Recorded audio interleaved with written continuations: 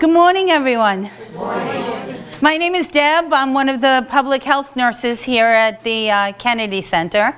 Thank you for attending today's class. Let's get to the heart of the matter. How do you like my titles? Yeah. All right. So, the CDC states, believe it or not, anything else, heart disease is unfortunately the leading cause of death for both men and women. Supersedes cancers. Because mainly a lot of heart disease goes unnoticed and undetected. We think we have a little bit of a twinge. It's nothing. We're going to talk about that today. So in order for us to take care of our hearts, we need to know how the heart works. The heart is actually about the size. Everybody take your hand, make a fist. Your heart is only about the size of this.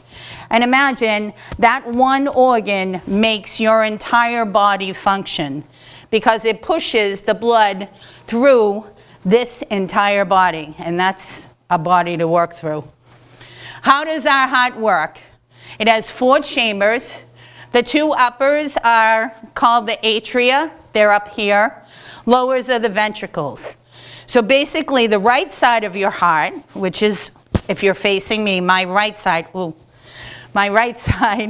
is of the heart over here is pushing the blood to the lungs through vessels. Now the goal of that is to get some oxygen into that blood so that it can come back into the left side of the heart through the veins, and the left side of the heart then pumps the blood to the aorta, which is the main pump, which then sends out oxygenated blood.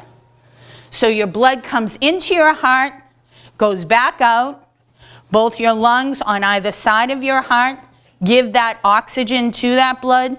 Blood comes back in and then gets shot back out of your heart to the rest of your body. And that's how you feel after that happens, right? A healthy heart. Now, I usually do a disclaimer because here at the Kennedy Center, we're nurses, we're not ophthalmologists, we're not psychologists. I'm certainly not a cardiologist, I will tell everybody that. So today we're going to talk in some broad terms about some different heart disease issues that people might come upon. Heart disease is actually a very wide-ranged term for a number of different heart conditions. So a couple that I've highlighted today: coronary artery disease, which is the blood vessel disease; arrhythmias, irregular heartbeat, a little bit of a flutter maybe sometimes feeling; congenital heart defects. Those are heart problems since birth. Some are easily detected when a baby is born, others not so easy, and oftentimes later in life we see a lot with sports players. Sometimes they just, young kids, teenage, college age, go down, and then they realize they've had this congenital heart disorder their entire life. Diseases of the heart muscle, which is what we need for it to pump like this. Diseases of the heart valve. The valves are the openings that are going to be shooting that blood back out into your system. So what I did was I broke down the 4 of them and I listed some of the general signs and symptoms of heart disease. Coronary. Now what you're going to see here, if you can read it, I don't need to go through every one, but I will read them out loud for those that can't see it. A lot of them cross over. So you may see, for instance, in coronary artery disease that there is shortness of breath. Well, in irregular heartbeat, there's also shortness of breath. What I also want to tell people as another disclaimer today, as we go through these signs and symptoms, if you're sitting here going, oh God, what was that? Am I short of breath? Let's everybody just take a deep breath. Because I think it's obviously, as in anything with our health, our health. Everybody is an individual. Our bodies are very different. Other things, other diseases that people may have and issues, health concerns, impact the heart. So coronary artery disease, chest tightness, chest pressure, shortness of breath, pain in the neck, that's very significant to coronary artery disease. In the jaw area, upper belly or back area. Irregular heartbeats are the flutters, racing heart, which I think we all have every now and then anyway. Don't have to, don't panic and say, oh God, it's an arrhythmia. Congenital heart defects, as I said, these serious heart defects are usually identified early on in birth when it's something very serious.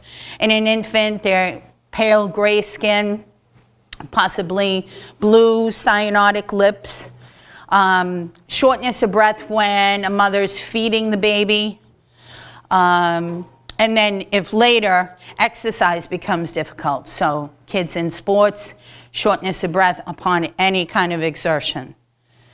The heart muscle and the valvular diseases are both very similar: chest pain, fainting, irregular heartbeat. And as I said in the bottom, many of these cross over to multiple diagnoses. So people may see a symptom in one, feel that they have one, but yet have another. The way we're going to detect this is we're going to make sure that we're following up with our primary care doctor. We're getting regular checkups. We're having blood tests taken on a regular basis. And then that way you can get properly diagnosed.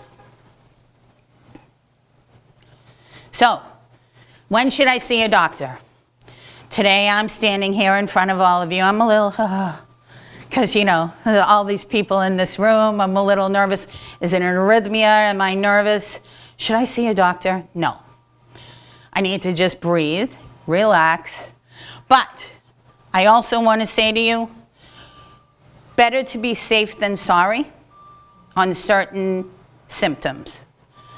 Seek emergency care, please, if you have any of the following symptoms of heart disease: chest pain, shortness of breath, or fainting.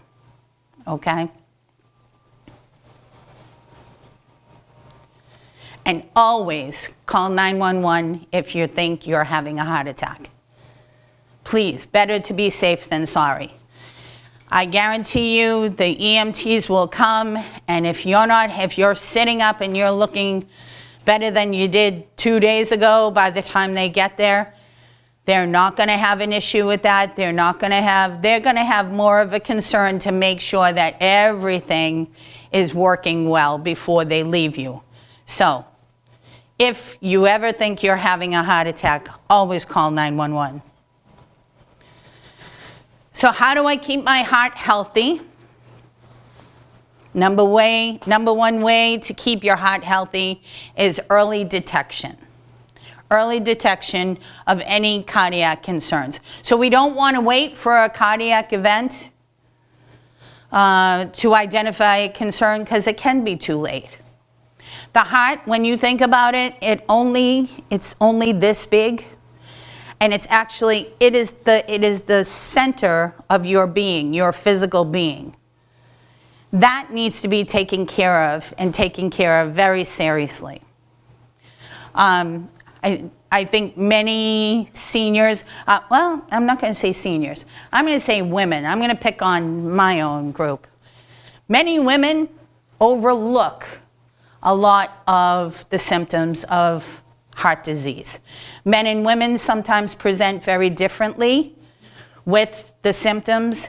Oftentimes, women most likely will get back pain across the shoulders, on the back, when they're having some type of cardiac event. Men, it's usually chest, sternal, belly area.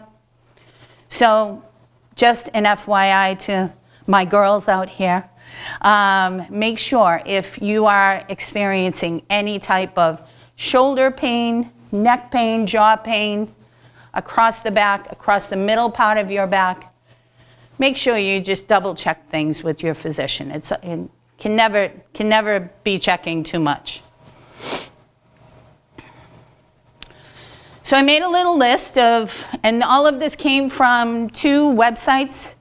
The CDC website, so Centers for Disease Control, and it also came from the Mayo Clinic website. They have a huge cardiac program, very, very successful, incredible physicians, and they have a great website, and they talk all about heart health on that website. Some do's and don'ts for a healthy heart. Let's do the don'ts first, okay? Don't smoke. Need I say more, right? How many people have ever smoked? I smoked for probably about 2 months when I was 15, and Carolyn's laughing because she knew me when I was 15, and I was coming back from Girl Scouts one night with my girlfriends, and I went the wrong way to go home, and my mother drove by us. And I thought, oh my God, this is it, she knows. So I came home, and there she was sitting at the kitchen table, and she said, sit down, I want to talk to you. And I'm like, I know, I'm sorry, I was smoking. And she's like, you were smoking? I lived in Dorchester, and there was a certain way that she wanted me to walk home from Girl Scouts, but we took the long way, and she said, I was going to say something about the way you walked home. I don't want you walking home that way. I thought you were coming straight home. And I'm like, no. And she said, wait a minute, were you smoking? And I'm like, yes, I was smoking. That was the end of my smoking career, needless to say. It's that guilt. So don't smoke, okay? Don't forget to get regular blood tests. Blood tests are amazing. Even before you go in and you know, your doctor says, oh, I want you to go in for an EKG or an EEG or an MRI. Let's see, let's look at the calendar. I can plan that in 3 weeks from now. Are you available? A blood test can tell so much about what's going on, obviously, because our heart is the main pump of the blood in our system. Don't eat foods high in saturated fats, trans fats, and cholesterol. Now, I think there's a big push, you know, obviously. I think more people are being a little bit more cautious, more vegetarian, more crunchy kind of oat milk, almond milk, all of this. I think people are trying it out. I would just advise you, read your labels. Read your labels. Because sometimes some of the products will have a higher amount than your normal milk or your normal cereals. So just be advised, please read your labels. Don't include foods high in sodium. Sodium retains fluid, which can build up and create fluid overload. This was basically meant to, let's not pick up the salt shaker and add in on top of the foods that may be processed and may already have sodium built into it. Your body needs sodium. It needs to be a balance. It needs to be a balance. So, like, for instance, many people who have high blood pressure or have some sort of cardiac disease, they're on a diuretic because a diuretic gets the fluid out because their body naturally retains too much sodium. And don't ignore warning signs, okay? Like I've been saying the whole time. Now eat plenty of heart-healthy fruits, vegetables, and legumes, beans, and so forth. Eat foods high in fiber. Get regular cardiovascular or aerobic exercise, so keep moving. Keep moving doesn't mean you're going to go out today and train for the marathon. Keep moving means, to some people, get up in the morning and get dressed and do something. And I think as we grow older, As we retire, it gets a lot easier to be maybe a little bit more sedentary and to say, well, I don't have to get up today. I don't have to get dressed today. I don't have anything planned. That's moving. Get up and move. Make sure you aren't getting enough vitamins. Specifically, I put vitamin B3. It helps to reduce cholesterol because it breaks down any kind of fat deposits that may hold on to the inner part of those arteries that could make them grow smaller. Therefore, the blood is not going through and not getting to where it should be. But I would say vitamins in general. Just take a look at your vitamins. Limit alcohol intake. Bummer. Right? Bummer. Limit alcohol intake. It said on the Mayo, they had this, so if you want to look it up, they had this big debate about red wine and dark chocolate. Well, so if you could live on red wine and dark chocolate, because both of those have great antioxidants for your heart and heart healthy and all of that. And people over in Italy are living forever because they're drinking wine and all. Well, they're also not adding a lot of preservatives. They're using a lot of foods that are fresh produce and so forth and so on. So it's an overall lifestyle. Also, do make sure you are seeing your primary care physician for a yearly exam. With COVID, I know the past couple of years has been very, very difficult for many people to get out and see their physicians and so forth.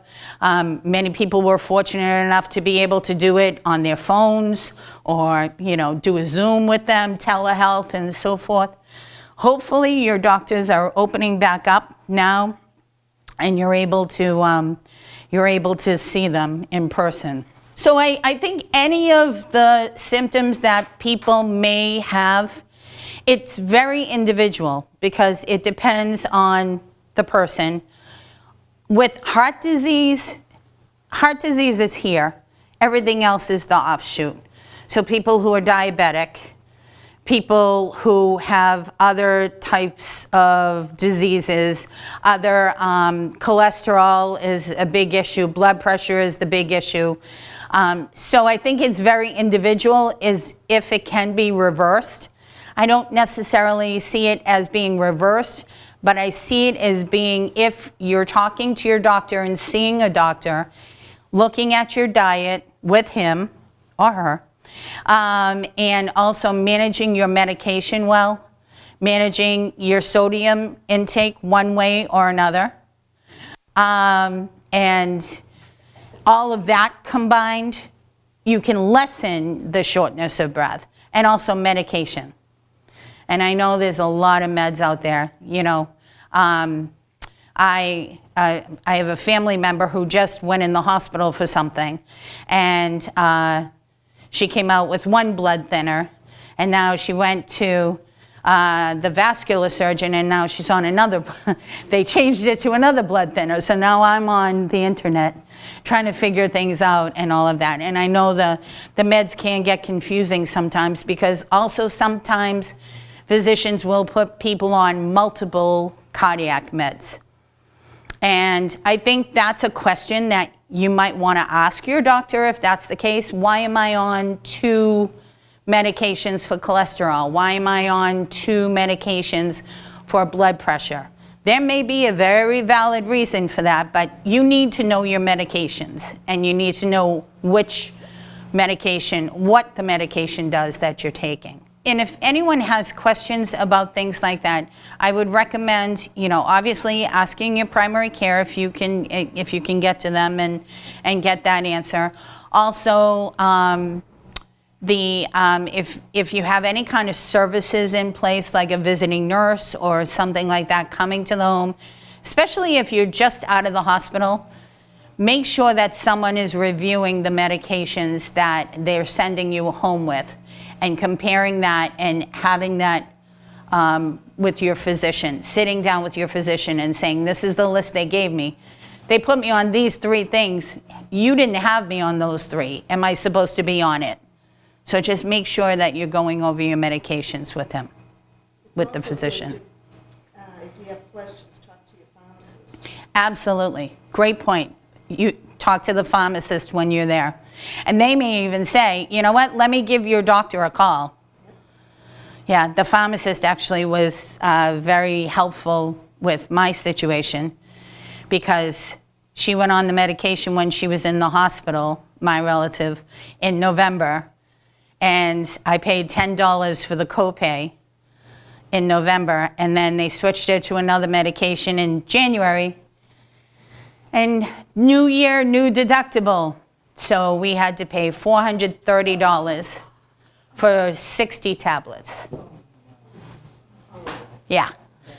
So my pharmacist was very helpful. She was like, Deb, I don't know, I'm trying, and which was great. They're a great resource.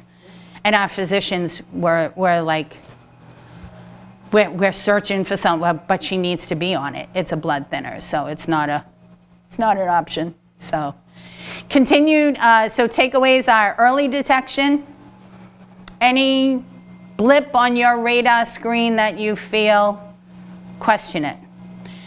Early prevention, let's try to stay heart healthy if at all possible. Continued health maintenance, make sure you're seeing your physician, you're talking to your pharmacist. You're looking on reputable websites when you're looking, if any of you are on the World Wide Web, as they say, reputable websites. And leading as healthy a lifestyle as possible. Get up in the morning, which is what all of you did this morning. All right? Always better to be safe than sorry, and listen to your body, listen to your heart. So I appreciate everybody getting up this morning and coming here today.